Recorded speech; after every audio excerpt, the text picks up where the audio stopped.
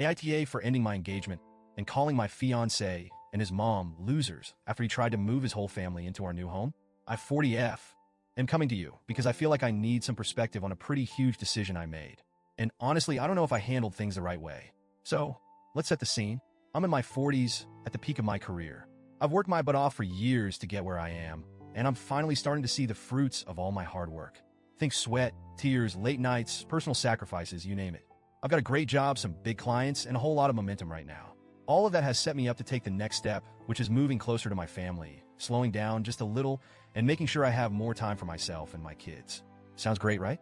Well, enter Jason, 39M, my now ex-fiancé. We've been together for a while, and to be honest, I've been on the fence about our relationship for a long time. But like many people in long-term relationships, I kept giving him chances, kept hoping things would improve, and kept making excuses for him. But deep down, I think I knew it wasn't working. Jason's family, well, how do I put this nicely? They're kind of a mess. His parents had a long, drawn-out, nasty divorce, and all of their kids got caught up in the fallout. It's like they've never fully recovered, and as harsh as this sounds, I can't help but think of them all as, well, losers. Jason's sister got a cosmetology certificate but refuses to work because she insists on being a stay-at-home mom, which would be fine if she was with a partner, but she's not. She's always angry at her ex about child support, and that's pretty much her entire personality now. Jason's brothers are both musicians who can't seem to hold down a real job because they're too busy chasing dreams that don't pay the bills. One of them even sent his baby mama back to her parents as soon as she got pregnant. As for Jason, we've had a lot of ups and downs. Early on in our relationship, he couldn't hold a job for more than a few months.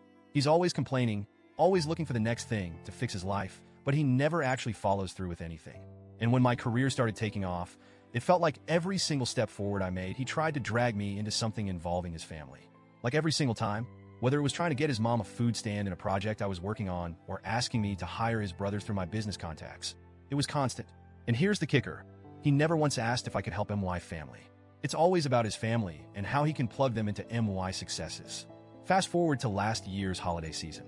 I was juggling a huge project with a tight deadline and trying to coordinate a trip to visit my family for Christmas. I flew my kids out to my parents' house and worked like crazy to meet this deadline. Jason promised he'd drive me to join them once I was done, but when I finally finished my project, he just disappeared. I couldn't get a hold of him for hours. By the time I did, it was too late to catch a flight. So, I ended up driving myself on Christmas Eve, exhausted and anxious, after crying because he made me wait so long. Turns out, he didn't leave when I needed him because his mom got emotional. That was the first real moment where I thought, I need to get out of this. But I didn't. I stayed. Then things got worse. I started landing bigger clients and making more money, and Jason started getting more and more entitled. He had the nerve to suggest starting a business with his family using MY resources. He wanted me to hire a company he'd create, in name only, mind you, to basically siphon off my hard-earned success. I told him flat out no. It was a huge fight, but I stood my ground. Then, about a month ago, we found a rental property. It was perfect. I need a home office, and we needed bedrooms for my kids. But Jason had this look in his eyes and started talking about needing an extra room. My gut told me something was off, and sure enough, he wanted his entire family to move in with us. His reasoning? They'd stay until they found jobs.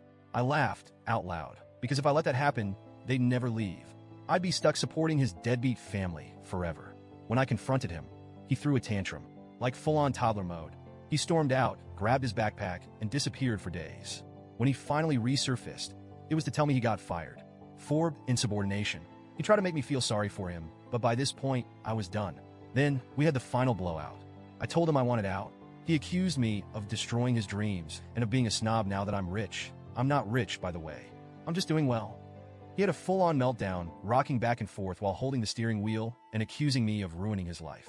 I told him, straight up, that he needed to work on himself and stop using me as a safety net. I packed all of his things and drove them over to his mom's house because he refused to pick them up. When I got there, his mom came out and went off on me. She accused me of tearing their family apart, called me names, and used a lot of personal stuff that I know Jason had told her in confidence. I was so mad, I snapped. I called her and all of her kids losers. Now Jason won't remove his car or his gym equipment from my garage because I disrespected his mom. He's been sending me texts about couples therapy, but I want nothing to do with it. I'm done. So Reddit. Am I the A*** hole for finally ending things and calling him and his family losers after they try to guilt me into supporting them?